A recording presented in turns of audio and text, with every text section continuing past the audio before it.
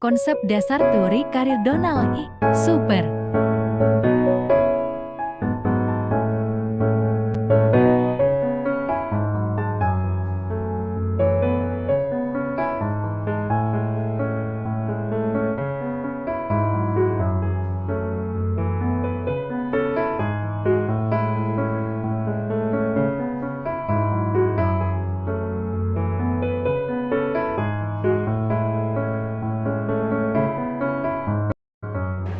Teori ini dikembangkan oleh Donald E. Super yang menyatakan bahwa karir yang akan dilalui oleh seseorang dipengaruhi oleh dua faktor, yaitu yang pertama, faktor yang terdapat pada diri individu itu sendiri seperti bakat, minat, kemampuan intelektual, dan potensi diri lainnya.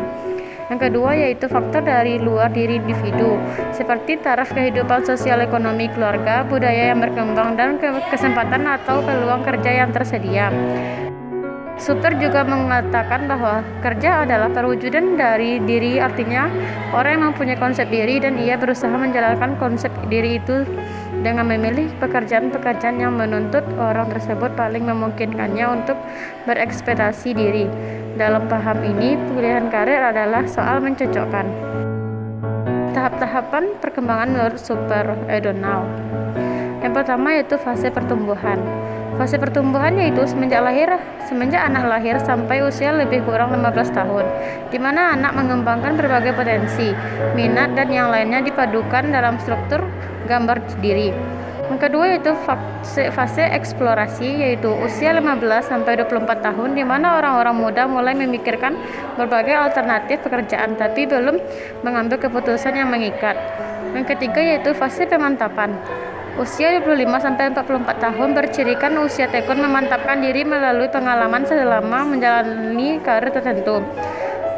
Selanjutnya itu fase pembinaan usia 45 sampai 64 tahun, di mana orang-orang dewasa sudah memantapkan diri dalam penghayatan jabatannya. Yang terakhir itu fase kemunduran usia 65 ke atas, di mana orang-orang mulai memasuki masa pensiun dan harus menemukan pola hidup baru sesudah melepas masa jabatannya. Tahap perkembangan vokasional dari Super. Yang pertama yaitu ada kristalisasi, yaitu dengan usia 14-18 tahun. Merupakan periode proses kognitif untuk memformulasikan sebuah tujuan vokasional melalui kesadaran akan sumber yang tersedia, berbagai kemungkinan dan perencanaan untuk okupasi yang lebih disukai. Selanjutnya spesifikasi dengan rentan usia 18-21 tahun. Periode peralihan dari preferensi vokasional tentatif menuju preferensi vokasional yang spesifik. Selanjutnya yaitu implementasi dengan rentan usia 21 tahun sampai 24 tahun. Merupakan periode menamatkan pendidikan untuk pekerjaan yang disukai dan memasuki dunia kerja. Selanjutnya yaitu stabilisasi dengan rentan usia 24 tahun sampai 35 tahun. Merupakan periode mengkonfirmasi karir yang disukai dengan pengalaman kerja yang sesungguhnya dan menunjukkan bakat bahwa pemilihan karir sudah tepat.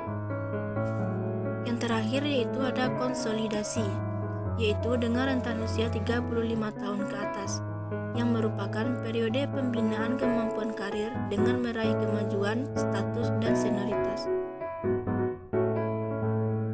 Pola karir untuk laki-laki. Yang pertama yaitu pola karir stabil. Klasifikasinya karir profesional, manajer, dan pekerja terampil dengan karakteristik masuk ke dalam karir secara dini dengan sedikit atau tanpa masa percobaan. Yang selanjutnya pola karir konvensional. Klasifikasinya seperti pekerja administrasi dan manajer. Karakteristiknya yaitu masa kerja percobaan diikuti dengan masuk ke dalam pola yang stabil. Selanjutnya, pola karir tidak stabil. Klasifikasinya seperti pekerja semi terampil, administrasi, dan domestik. Karakteristiknya yaitu beberapa dengan masa percobaan yang dapat mengarah pada pekerjaan yang stabil temporer dan diikuti pekerjaan dengan masa percobaan lain. Dan yang terakhir yaitu pola karir jamak. Klasifikasinya yaitu pekerja domestik dan semi terampil. Karakteristiknya seperti karir tidak tetap dan ditandai dengan pekerjaan yang selalu berubah-ubah.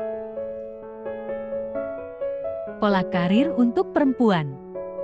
Yang pertama, pola karir ibu rumah tangga yang stabil, karakteristiknya menikah sebelum mendapatkan pengalaman kerja yang signifikan.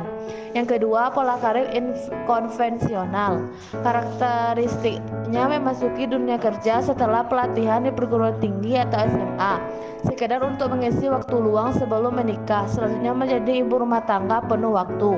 Yang ketiga, pola karir kerja stabil, memasuki dunia kerja sesudah mengikuti pelatihan dan memandang pekerjaan sebagai karir seumur hidup.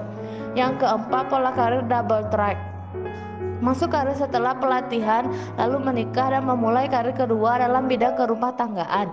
Yang kelima, pola karir terinterupsi, memasuki dunia kerja lalu menikah dan melepaskan karir dan mungkin memasuki dunia karir lagi tergantung situasi rumah. Yang keenam, pola karir tak stabil, bekerja, kena PHK, menjadi ibu rumah tangga dan situasi ini terus berulang. Yang ketujuh, pola karir multiple trial, tidak pernah mapan dalam satu karir dan selalu berubah-ubah. Implikasi dalam konseling. Yang pertama, mengenali diri klien lalu menghubungkannya dengan peluang yang ada. Yang kedua, mengenali peluang kerja yang ada serta membantu klien berkembang pada karir yang ditawarkan dengan memperhatikan faktor internal diri klien. Yang ketiga, mensintesis antara konsep diri dan realitas, menentukan sejauh mana konselor dalam mengenali konsep diri klien yang didukung oleh data yang ada. Yang keempat, klien terlibat aktif dalam konseling, mengkompromosikan temuan yang diperoleh dari klien lalu mengambil keputusan karir atau solusi dari persoalan yang terjadi. Yang terakhir, evaluasi, untuk mengetahui sejauh mana tingkat keberhasilan yang dapat diraih klien sehubungan dengan keputusan yang telah diambil.